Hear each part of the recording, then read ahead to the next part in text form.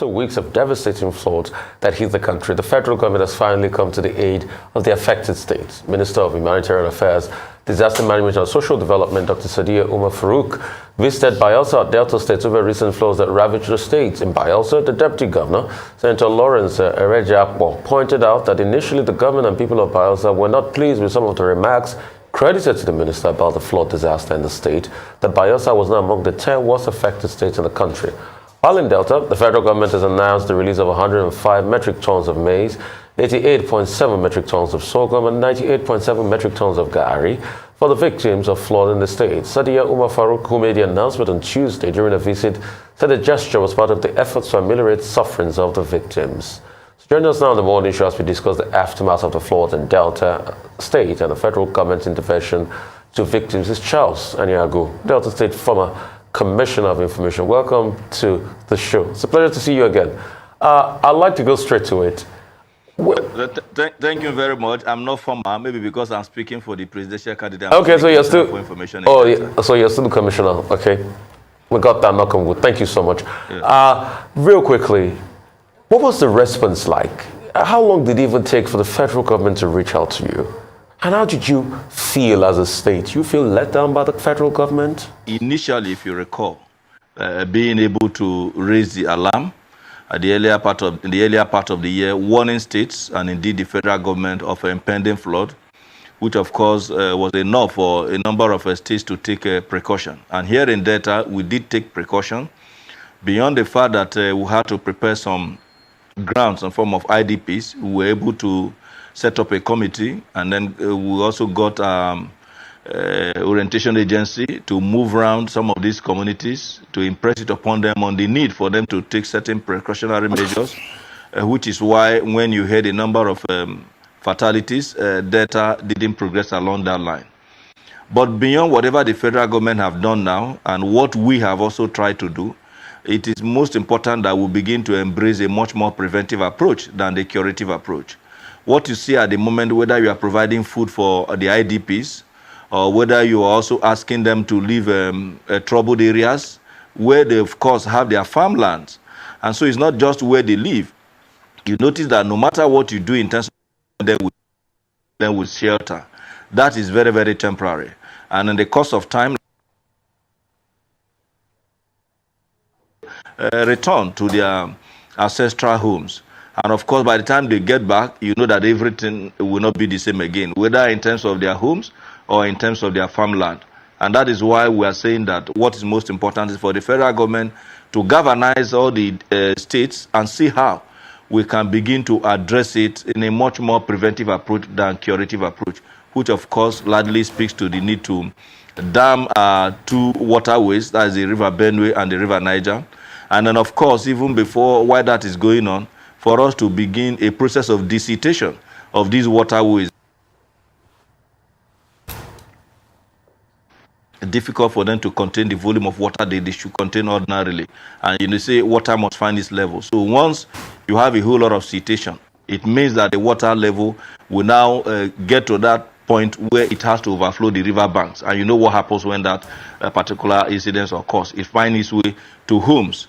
And this time around with much more heavier rainfall, and of course the opening of the Lagdo Dam in Cameroon, you see that the volume of water went beyond measures and has caused a whole lot of devastation along these ways, particularly along these two major waterways in the country. Well, yesterday, Mr. Aniagwu, the House of Representatives Committee on the Ecological Fund had a public hearing at which the Director General of the National Emergency Management Agency disclosed that his agency had reached out to over 1.4 million persons in need of assistance.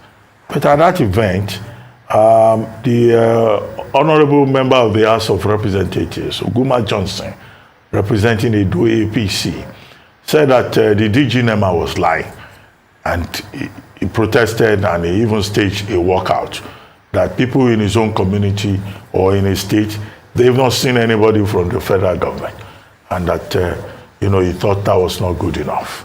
And then he left the meeting, we were told, in protest.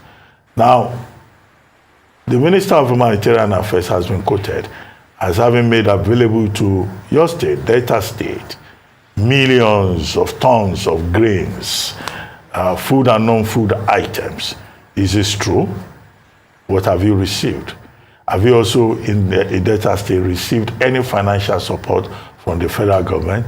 Have you even seen anybody trying to come and provide any support, as claimed by the Director General of NEMA yesterday at the public hearing at the House of Reps Ecological Fund Committee?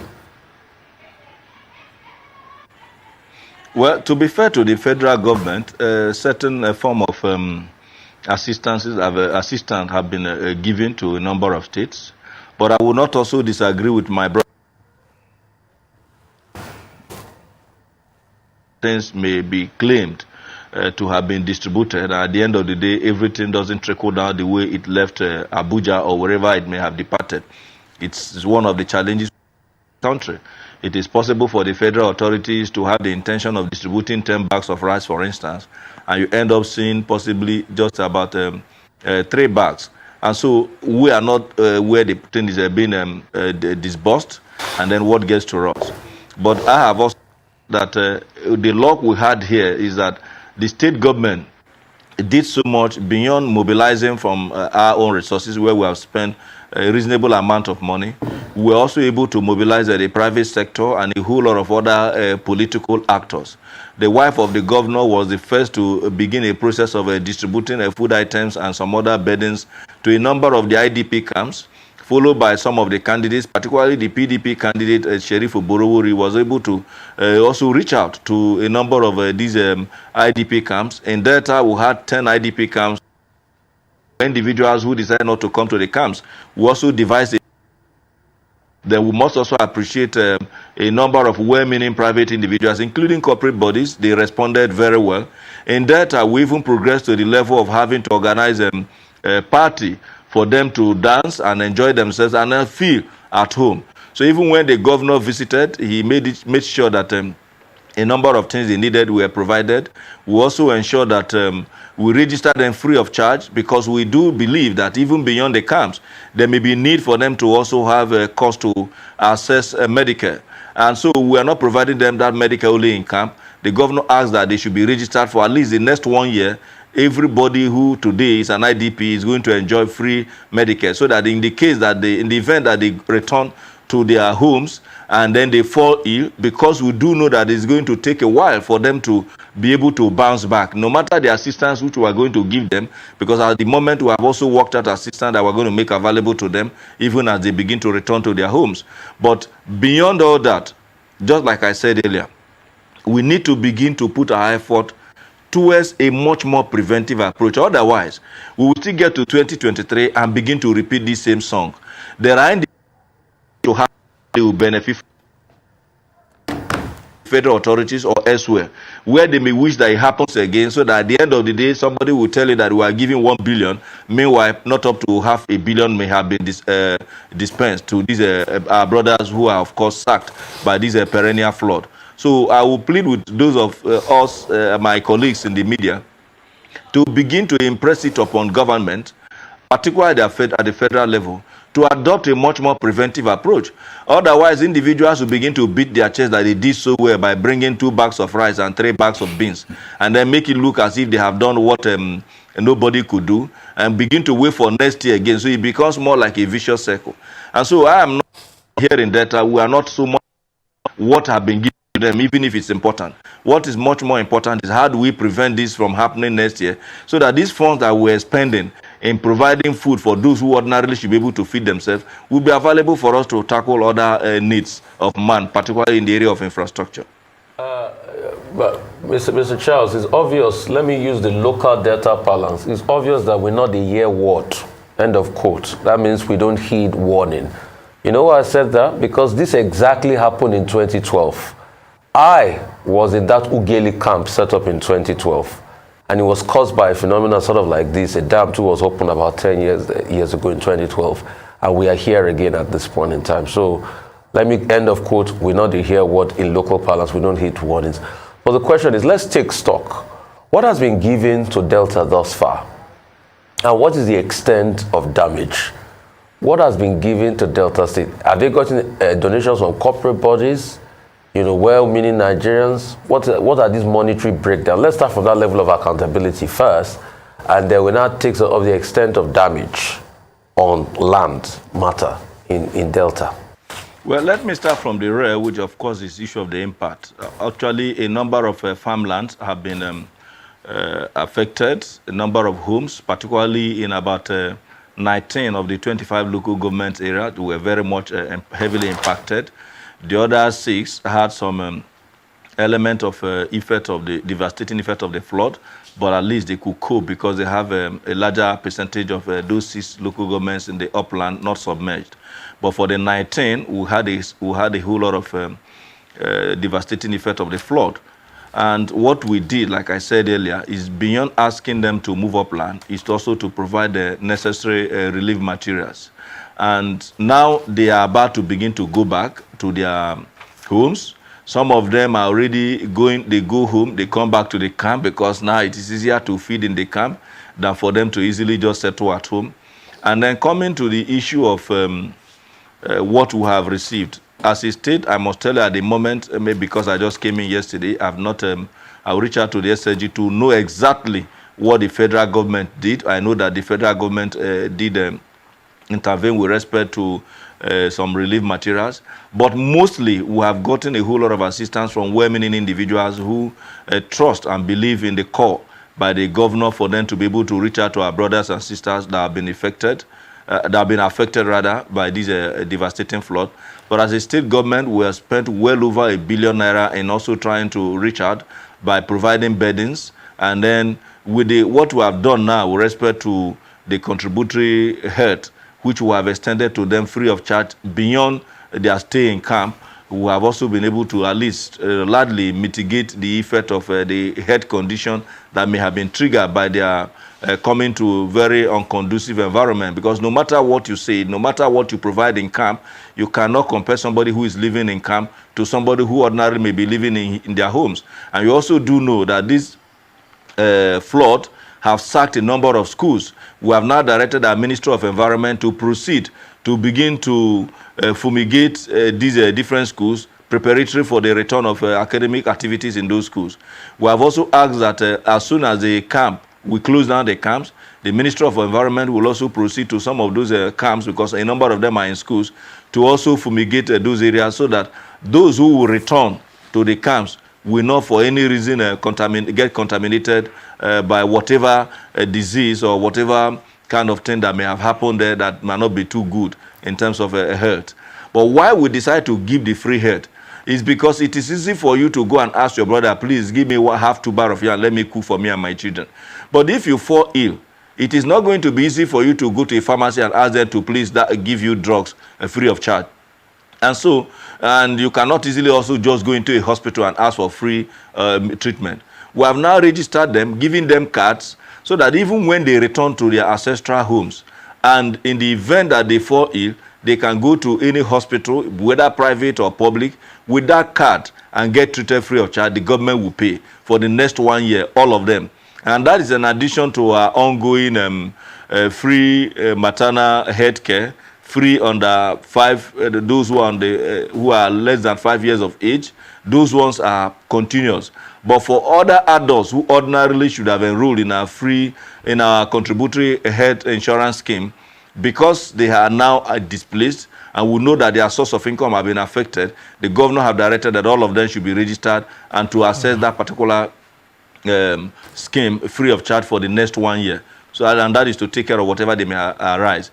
Now, lastly, on the issue of what you may have received, I have told you that as a state government, what we are doing, that I don't have details of what the federal government may have sent to us. Individuals were asked to directly deal with the camps rather than bringing it to a state, a particular point where at the end of the day, you may not 100% ascertain that it gets to the people the way it was brought. Okay, you talked earlier on about prevention.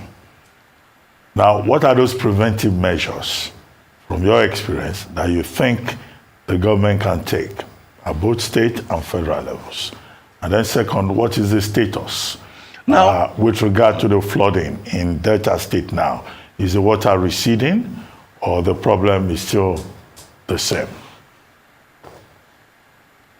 Well, in the state, the upper part of the River Niger has largely receded. When I mean the upper part, you're talking about the northern part. But from some parts in the southern part of the state, from Isoko down to Patani and then to Bomadi, is receding, but it has not fully receded, in which case you still have a number of homes and farmland still submerged. But once you come to the upper part, a large part of the flood have receded, and that which is why some of them leave the camp now. They go to their homes, tend to clean up and all that. Now, on the issue of the solution, I have mentioned earlier, the larger part of the solution to this problem is going to be a federal intervention. I use the word federal advisedly, in which case the Nigerian government working, of course, with the different state government. Not only the issue of ecological fund, there must be an emergency measure. If, for instance, every year we have this incidence of flood. Since 2012, when the very disturbing flood happened, we have continuously had flood in each of the other years, though they don't have the magnitude of what we had this year. And that's why possibly individuals didn't talk about them. But as a state that lie by the side of both the Atlantic Ocean and the River Niger, every year we spend millions upon millions dealing with this issue of flood. The federal government must take steps, and I'm sure that a number of you who are my colleagues in the media have continued to advocate on the need for us to, one, take steps to dam the River Niger and the Benue. The advantage of that damming is not only to prevent flooding, but that we're also able to possibly generate electricity from that particular dam. But beyond the issue of damming, you now notice that a number of states find it very difficult to even carry out agricultural activities during the dry season. With a dam that would have ended up preventing the magnitude of flood that would not cause trouble to homes, would have also been able to generate power, would have also been able to irrigate a number of farms, in which case we also increase productivity in terms of agriculture. Beyond that, I have also said that for so many years, the River Niger and the River Benue have become heavily silted. And what that means is that you are not even able to have advantage of these waterways for the purpose of inland waterways transportation. Just imagine somebody who stays in Kogi. Ordinarily, there should be a link between Kogi and Onitsha and Anambra, but you cannot go there by boat. But when you travel outside this country, you see individuals shortening the distances that they travel because they are able to take advantage of waterways. God has given us these waterways, but what are we doing with it? The distance between even Delta and Lagos, if you have to go by boat, may not even be up to 1 hour 30 minutes. But you know what? We have not been able to develop it in such a way that individuals can take proper advantage of that. And so if the Benue River is properly desilted, and then you clear the foliage that may have covered the top of the water, the possibility of flying boats being able to convey people from Makurdi to Lokoja is very, very clear. And then ability of individuals to even travel from Lokoja to Onitsha and possibly down to some other parts in the lower part of the River Niger is also a possibility. I do know it's going to take enormous amount of water, but they say little drops of water makes a mighty ocean. So by the time we begin to take a step, and then take another step, and then take another step, we'll be getting closer to our destination. So we're not asking the federal government to do it in 1 year. If we have a proper plan, even the international community will be very much willing to even assist. In addition to the fact that you could also raise some revenue in the course of time. But all that we are not doing. So if we begin to take advantage of these waterways that God has given to us, by doing these two things I said, which is to dam the both waterways, the River Niger and Benue, and at the same time to desilt them, would have been able to gain a whole lot of advantage beyond the issue of preventing flood. Imagine the kind of billions that we spend annually. What has happened to Delta, Bayelsa, and Rivers? Because these are the three states that more or less had a whole lot of impact.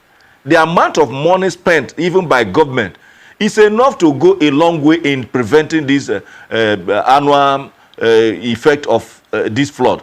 Not to talk of what individuals themselves lost. No matter what the government has spent in taking care of these individuals, the individuals themselves have lost much more than whatever government will give to them. Somebody who have maybe farmland now where you have grown a whole number of crops, and all of a sudden, like for instance, you have a cassava plantation. There are individuals in Delta that were forced to just have to harvest their crop because They couldn't wait for it to lose totally. But at the end of the day, when you are harvesting cassava that is not mature, you are not also going to get value for your money. And so imagine all those losses that if we prevent them, how many billions we will be saving annually. And the fact that individuals who have been sacked ordinarily should have been contributing. I can imagine. Real quickly, Commissioner, as we start to wrap up, also in this conversation, I want you to also add the perennial problem of water hyacinths across these waterways. You know, out of that, you want to speak to that because it's a big problem. We have no idea the immense impact water hyacinth is doing to our national economy, our maritime economy. Yeah, I'm happy you mentioned that because, you know, water hyacinth is like pothole in a road that is tarred. It makes it difficult for you to move with the kind of speed that you would have loved to. So when you have water hyacinth, it prevents even easy movement of even ordinary canoe, the one that you paddle with your hands. Not to talk of its effect on other fast-moving speedboats or even a heavier ships. The moment you have all that, you are going to have challenge.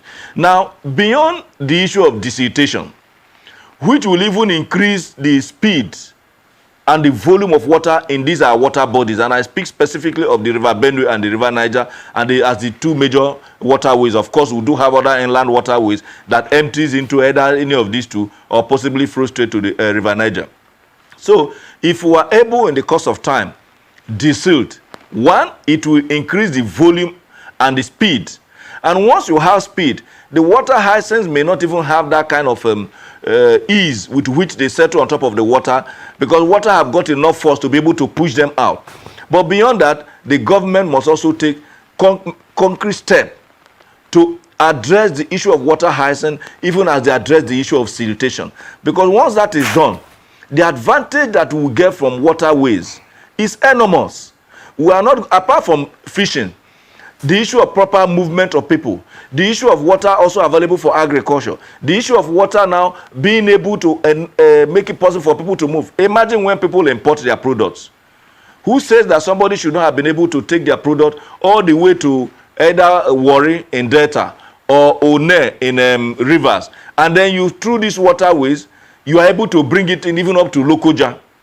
Today, the amount of money we spend having to haul our goods from Apapa in Lagos to wherever it's going to, number one, adds to the value and add to the price of those goods. Number two, and most importantly, causes a whole lot of damage to our roads. Look at, for instance, Dangote trucks. It takes as much as 45 tons, which is 900 bags of cement. Imagine if they are able to use the waterways to convey some of this cement using barges and then take it closer to where individuals or the distributors can take them off. Our roads would have been safer now that we do not even have a very functional rail system. But we are losing so much by not taking advantage of these waterways. So I agree with you that we need to take steps to both deceit and address the issue of water hyacinth so that we take advantage of what God has given to us. There are countries that are looking for this, but they don't have it. Yes, you're correct. Thank you so much for that. And that also segues into the conversation on the environment and COP and all of that.